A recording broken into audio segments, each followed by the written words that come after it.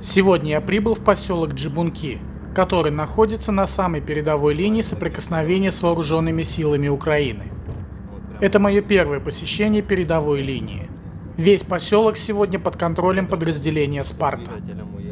Украинских военных отсюда выбивали, они не сами ушли.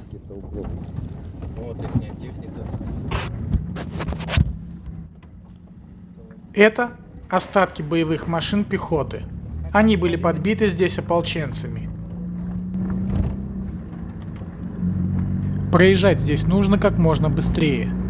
Если нас заметят с украинской стороны, то будет открыт огонь.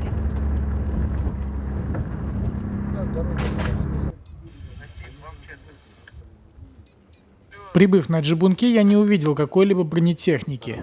Несмотря на это, деревья были укутаны сетью проводов от противотанковых управляемых ракетных комплексов. Это деревня Джибунки. Украинская армия постоянно жалуется мировому сообществу, что у них не хватает вооружений в борьбе с российской армией. Но на самом деле здесь буквально все деревья увешаны вот такими проволоками от птуров. Я работаю в Сирии 2 года, не видел такого большого количества противотанковых управляемых комплексов на вооружении сирийско-арабской армии, а это армия, как здесь у Украины. И при этом Украина постоянно жалуется, что у них не хватает оружия и просит помощи у США. Роскошно живут, но не хотят воевать.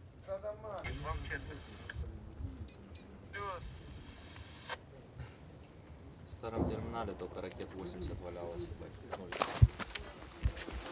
Завтра должна пройти ротация, а сегодня бойцы подразделения «Спарта» должны провести минирование подходов к поселку.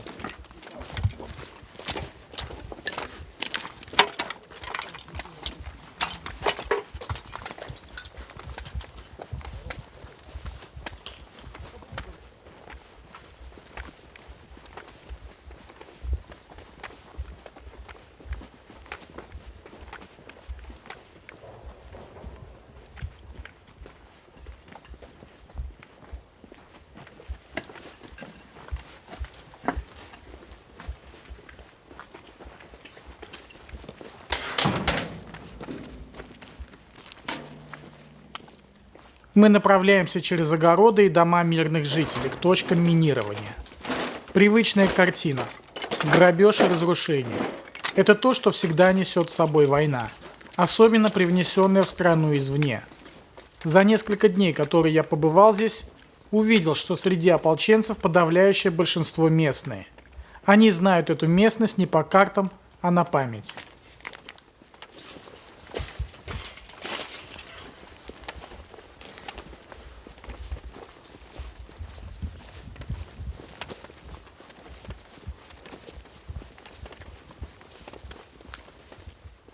Позиции украинских военных находятся от нас впереди, справа и слева. Дистанция до них от 500-600 метров до 1 километра.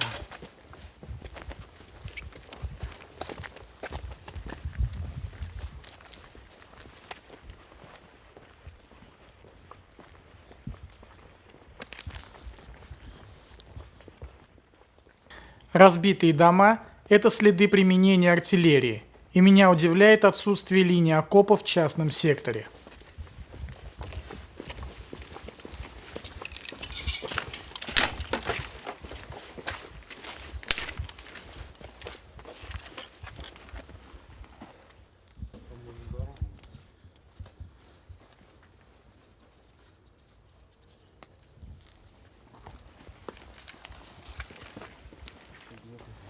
Мы прибыли на первую точку минирования. Пока ополченцы проводят рекогносцировку местности, я осматриваюсь вокруг.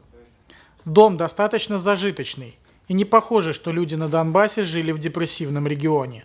Дома не утопают в роскоши, но и не бедные.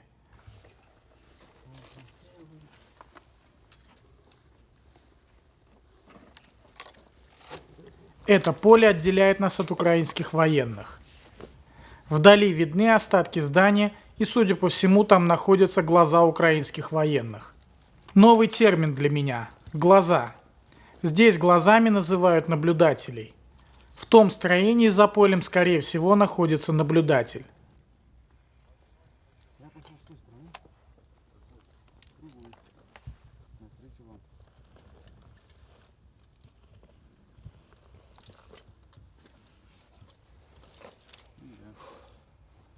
Я знаю, где поставить.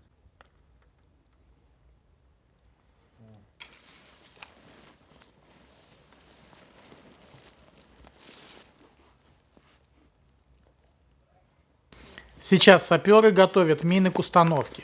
И у нас образовался импровизированный привал. Я заприметил воронку от снаряда для того, чтобы нырнуть в нее при обстреле.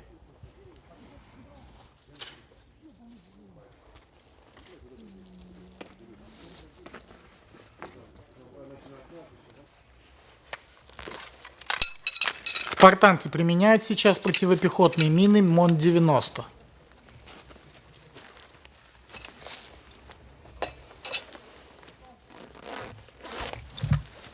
Влажный воздух на открытом пространстве разносит звук далеко, поэтому саперы должны делать свою работу тихо и не привлекать внимания.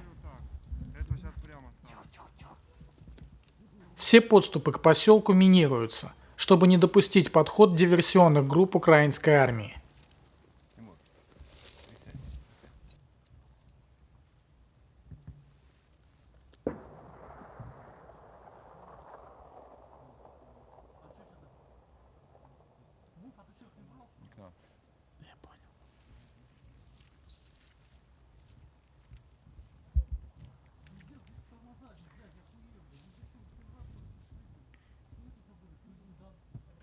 Как мне рассказали ополченцы, каждый день украинские военные проводят обстрел поселка.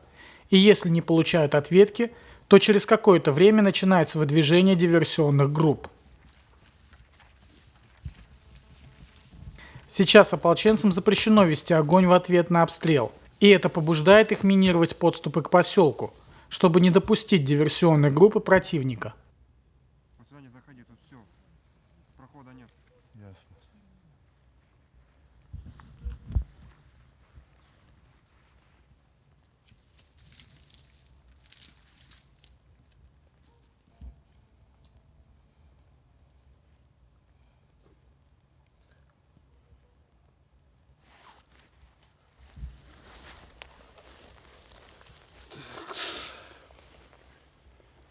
Туда тоже не ходи.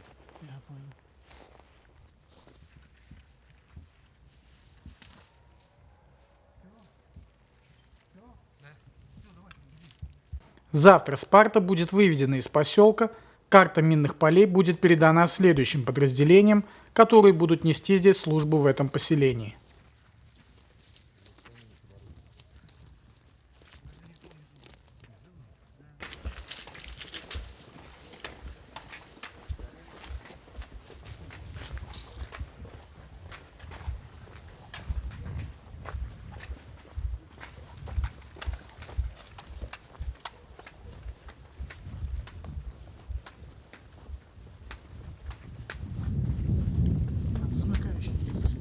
Один еще один.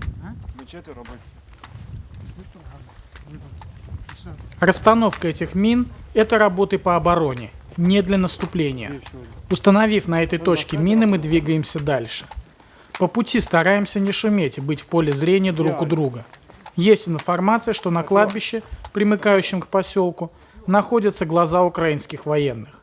Окончательно стемнело, и моя камера перестала быть полезной в темноте.